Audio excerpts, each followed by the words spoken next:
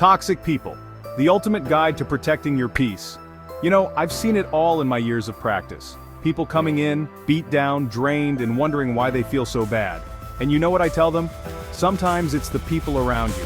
Toxic people, they're like emotional vampires, sucking the life out of you. But here's the good news. You don't have to live like that. You have the power to take control, set boundaries, and protect your peace. That's what we're going to talk about today. I'm going to give you the tools to identify these toxic folks, disarm their negativity, and move forward with your life. This isn't about being mean or getting revenge. This is about you. It's about taking care of yourself, your emotional well-being, and your future. Are you ready to take back your life? Then let's dive in. Chapter 1. Spotting the red flags. How to identify toxic people.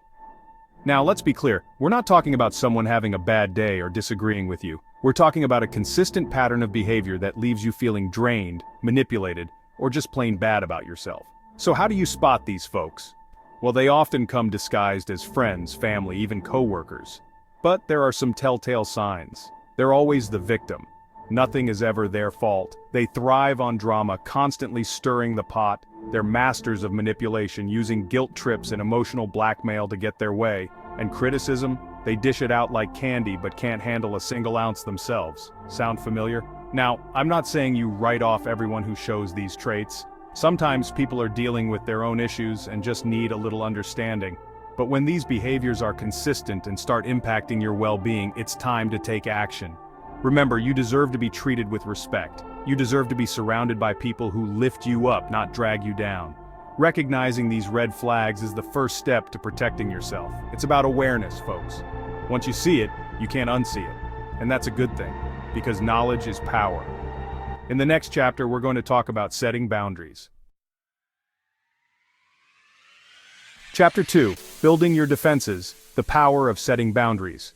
Now that you've identified the toxic people in your life, it's time to build some defenses. And the most powerful tool you have? Boundaries.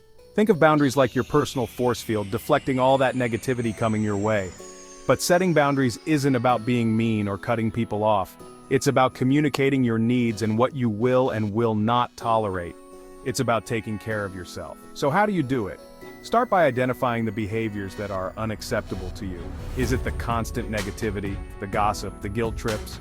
Once you know what you won't tolerate, communicate it clearly and calmly. You don't need to be aggressive, just firm. Let them know what the consequence will be if they cross the line. And here's the important part. Enforce those boundaries. Don't just talk the talk, walk the walk. If they keep pushing your buttons, disengage. Walk away, change the subject, or end the conversation. Now, I know this can be tough, especially with people you're close to.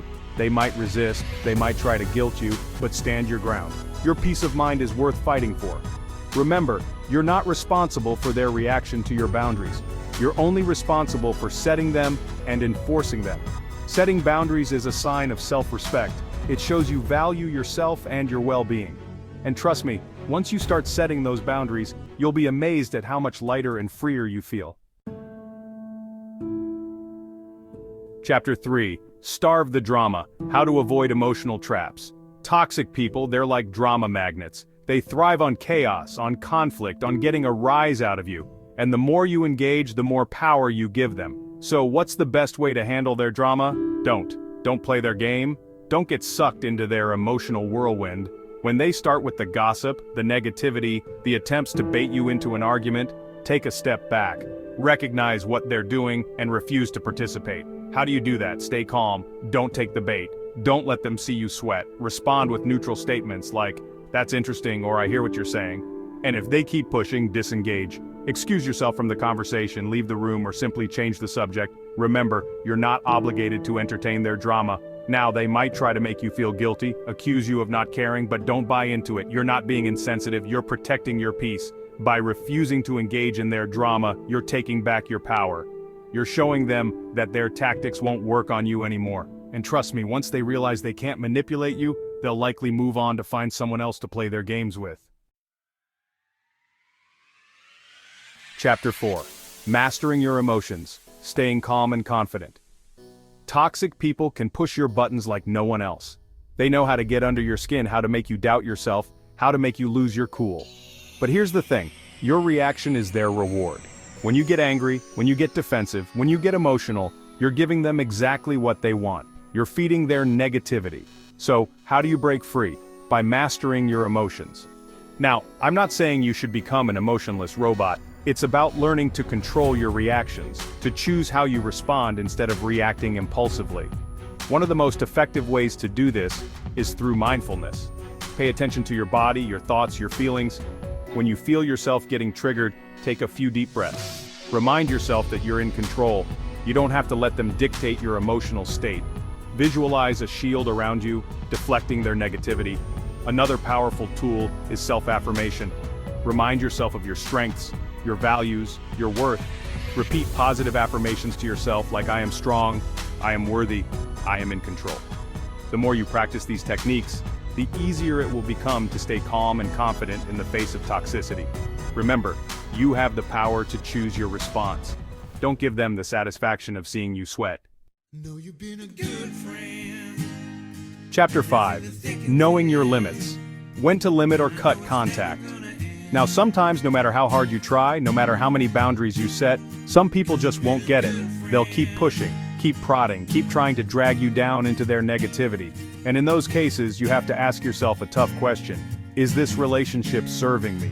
Is this person adding value to my life, or are they draining me? If the answer is the latter, it might be time to consider limiting or even cutting contact. I know this can be a difficult decision, especially if it's family or someone you've known a long time, but you have to prioritize your well-being. You have a right to protect your peace, even if it means distancing yourself from people who don't respect your boundaries. Now, limiting contact doesn't have to be this big dramatic thing.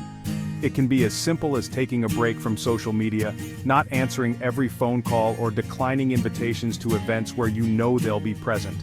And if cutting contact completely feels like the best option, don't let anyone make you feel guilty about it.